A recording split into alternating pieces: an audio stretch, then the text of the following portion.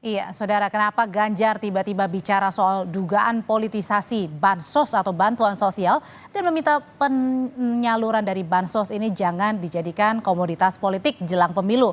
Benarkah ada indikasi? Lalu bagaimana mengawasinya? Dan untuk mengulasnya sore ini sudah bergabung di Kompas Petang ada pengamat politik Universitas Diponegoro Nur Hidayat Sardini, ada juga juru bicara TKN Prabowo Gibran Aceh Hasan Syazili dan juga juru bicara TPN Ganjar Mahfud Guntur Romli. Selamat sore Bapak-bapak. Selamat sore. Assalamualaikum. Selamat sore. Assalamualaikum. Waalaikumsalam. Saya ke Bang Guntur dulu. Bang Guntur, kenapa sih Mas Ganjar ini tiba-tiba bicara soal dugaan politisasi bansos? Emang ada temuan apa? Ya, kami mendukung ya Mbak, penyerahan bansos kepada masyarakat, dan itu memang benar, itu merupakan kebutuhan yang mesti diterima oleh masyarakat dan merupakan hak dari penerima, hak masyarakat. Apalagi kan memang dalam kondisi terakhir-terakhir ini ya harus kita akui bahwa ada hal-hal yang sulit ya bagi masyarakat yang di kelas bawah. Maka kami sangat mendukung ya penyerahan bansos itu. Namun dengan catatan dan yang sudah disampaikan oleh Mas Ganjar, bantuan sosial itu jangan dipolitisasi, apalagi hanya untuk kebutuhan pilpres. Karena bansos itu merupakan hak dari masyarakat yang memang membutuhkan. Dan perlu diingat bahwa segala keputusan bansos itu tidak hanya menjadi tanggung jawab pemerintah, tapi juga diputuskan oleh DPR misalnya. Jadi ini baru sebuah dugaan atau temuan, Bang? Itu adalah wanti-wanti, ada upaya untuk pencegahan dan agar jangan sampai dipolitisasi untuk kepentingan pilpres tertentu, untuk calon pilpres tertentu. Jadi tidak ada tujuan untuk menuduh atau apapun, hanya perlu kehati-hatian karena dalam masa pemilu dan semuanya bisa dipolitisir, semua bisa mengaku, semua bisa mengklaim, maka dari itulah perlu kehati-hatian dalam penyaluran bantuan tersebut. Misalnya, contoh nih ya, misalnya ada waktu Pak Jokowi itu ke Banyuwangi, itu ada yang penyerahan ada. Gimana Bang Guntur?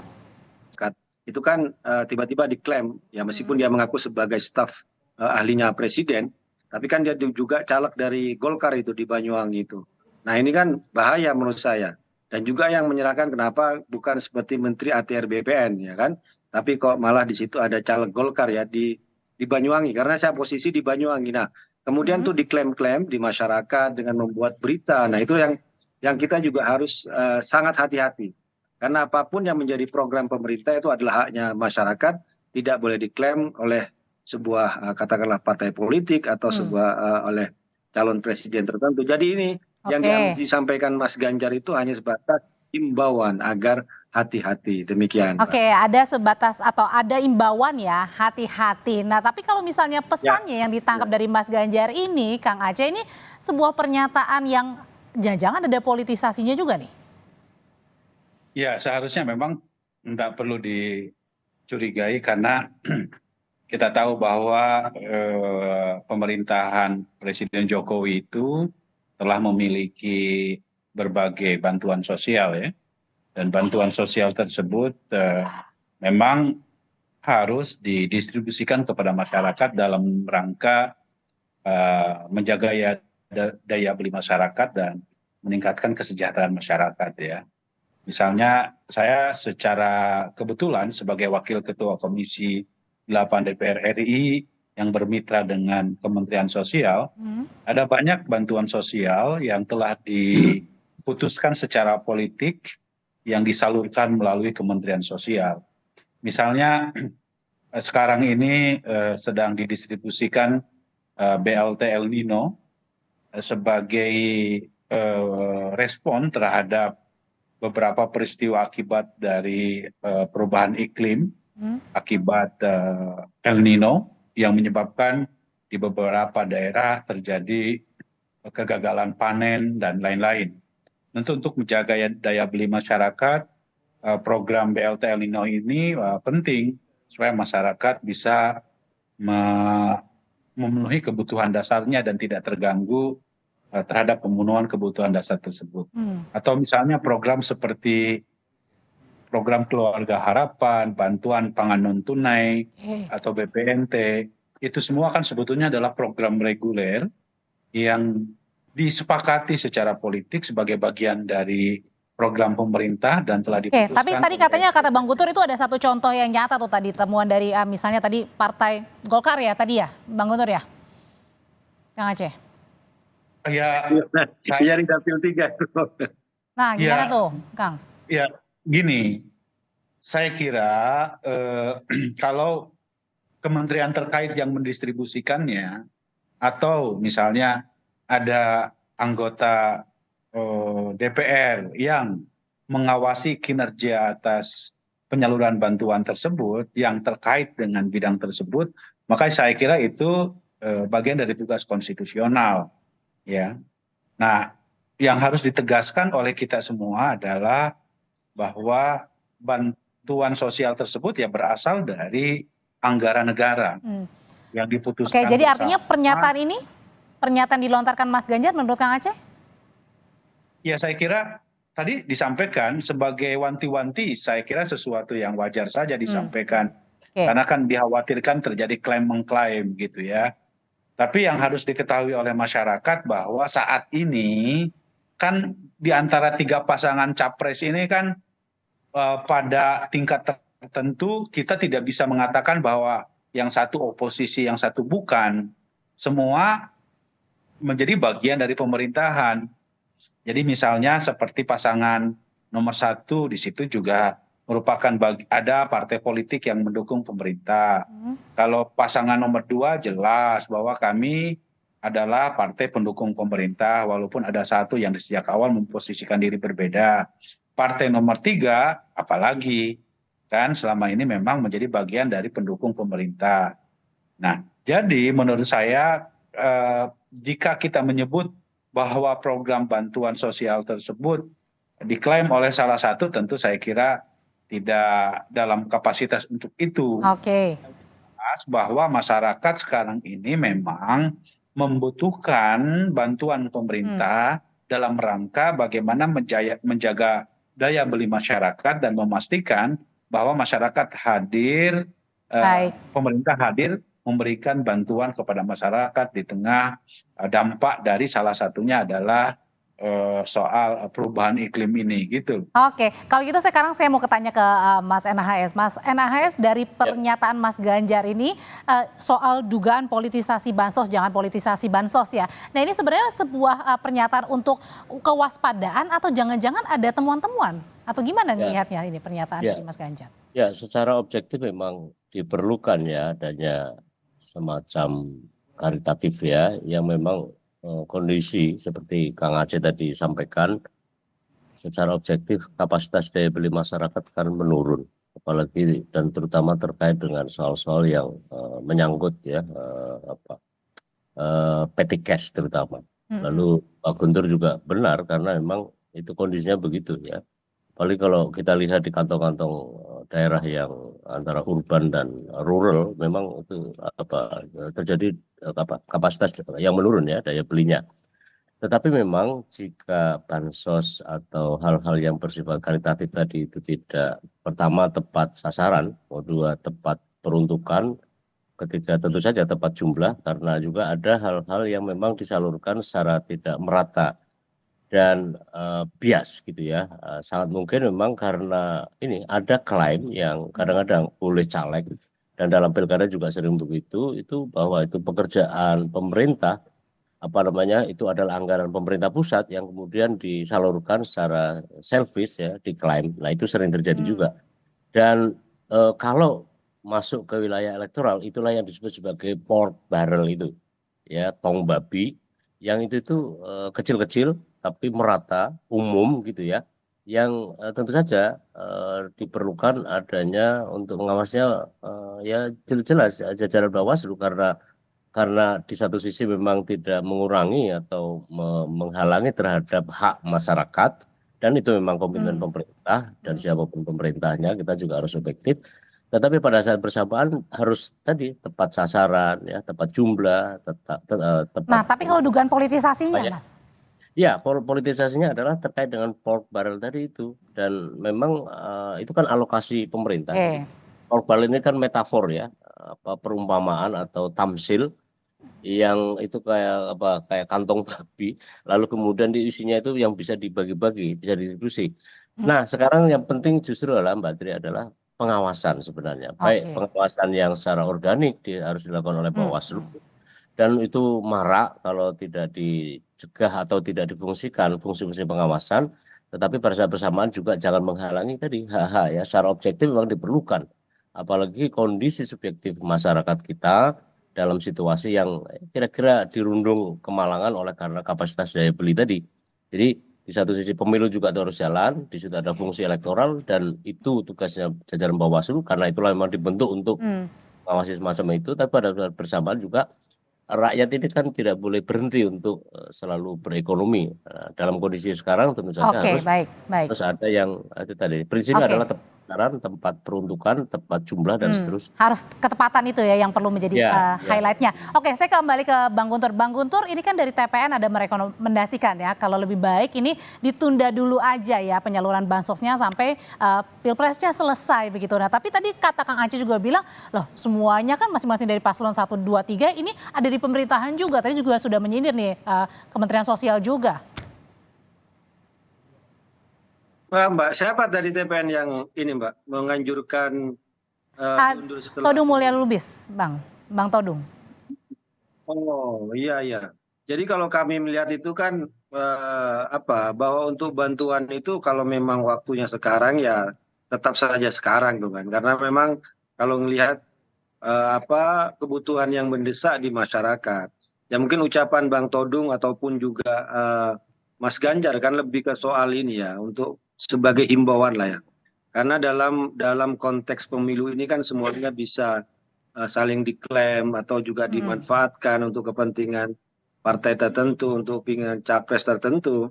Tapi apa ada intinya kan kalau sudah menjadi keputusan dari DPR kemudian pemerintah, karena bagaimanapun kan soal bantuan sosial itu kan memang seperti disampaikan tadi tugasnya Pak Haji Aceh itu Komisi 8 ya, yang diputuskan bersama Menteri Sosial juga dari PDI Perjuangan ya.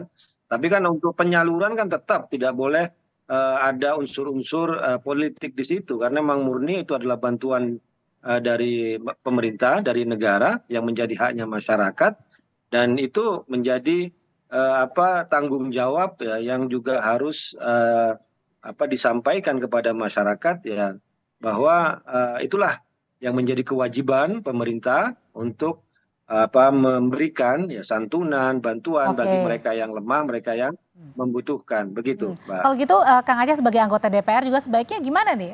Bansos ini sementara ditunda dulu sampai Pilpres selesai atau tetap lanjutin aja?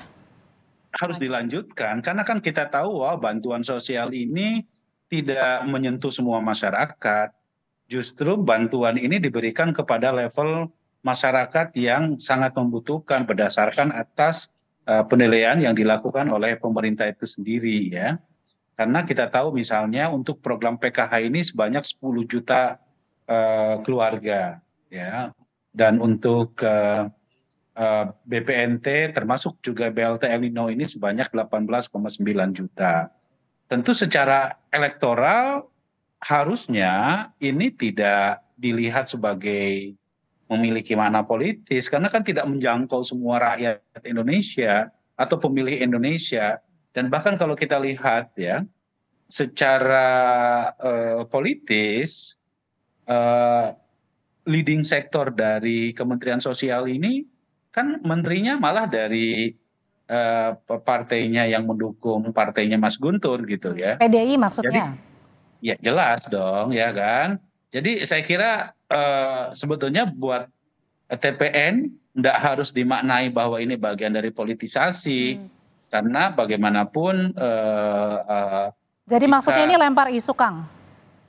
Iya, maksud saya kan penanggung jawab dari program bantuan sosial ini kan ada pada Kementerian Sosial yang saat ini menterinya ada pada kader PDI Perjuangan. Jadi saya kira tidak harus dimaknai seperti begitu. Nah, yang harus kita lihat adalah kebutuhan objektif yang dialami oleh warga kita saat ini, dan penerima bantuan tadi apa yang disampaikan oleh Bang Nur Hidayat Sardini harus tepat sasaran, dan memang selama ini bantuan sosial harus dilakukan seperti begitu, sehingga tidak terkesan bahwa ini semacam charity bagi masyarakat dan punya tujuan politis tertentu yang berdampak terhadap elektoral.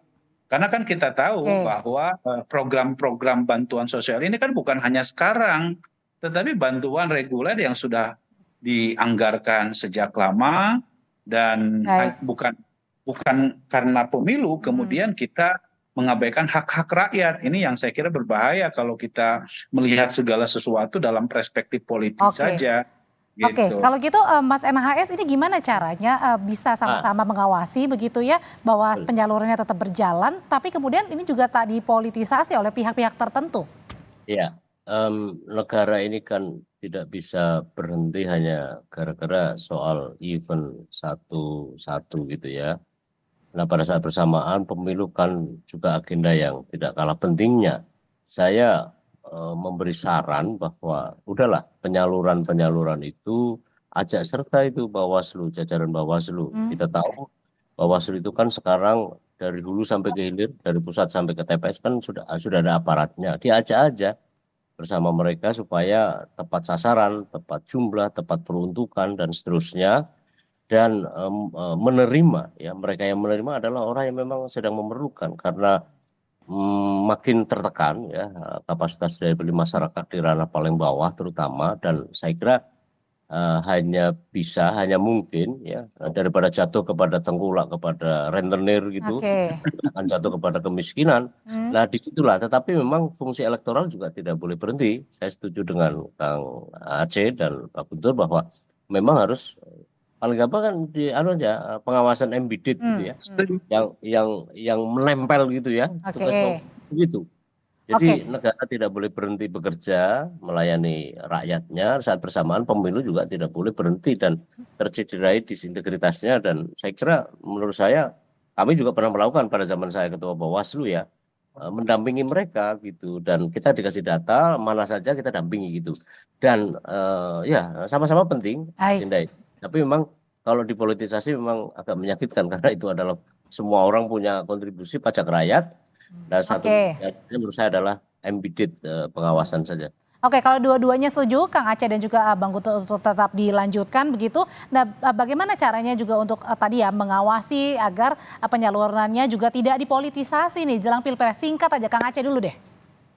Ya, saya kira masyarakat berhak ya untuk mengawasi ini, bahwa ini adalah program pemerintah, dan saya kira prosesnya pun juga bisa dilakukan pengawasan di DPR, dan saya kira di DPR juga kan bukan hanya partai pendukung pasangan salah satu capres, tetapi juga siapapun, semua baik yang selama ini pendukung pemerintah maupun oposisi juga bisa melakukan pengawasan, dan masyarakat sendiri termasuk juga saya kira penyelenggara pemilu seperti Bawaslu bisa terlibat di dalam proses penyaluran bantuan ini, apakah mengandung politisasi atau tidak begitu. Oke, pengawasannya Bang Guntur. Ya, tadi usul menarik juga bahwa dilibatkan Bawaslu, seandainya di situ memang ada unsur-unsur bisa dipolitisasi ya. Tapi saat ini kan masyarakat kita juga sudah sama-sama cerdas ya. Apabila ada yang melakukan politisasi, itu akan mudah sekali ditemukan, akan mudah sekali dilaporkan, karena mata ada di mana-mana, telinga ada di mana-mana, dan juga bukti itu bisa dipakai dan bisa dilakukan pembuktian. Dan kita harap jangan dipolitisasi memang penyerahan bansos tersebut. Oke, baik, terima kasih Bang Guntur Romli, Kang Aceh Hasan Syazili, dan juga Pak Nur Hidayat atau Mas Nur Hidayat. Sehat selalu semuanya Bapak-bapak, kita ketemu lagi di lain kesempatan. Oke, Pak Guntur. Oke, terima kasih.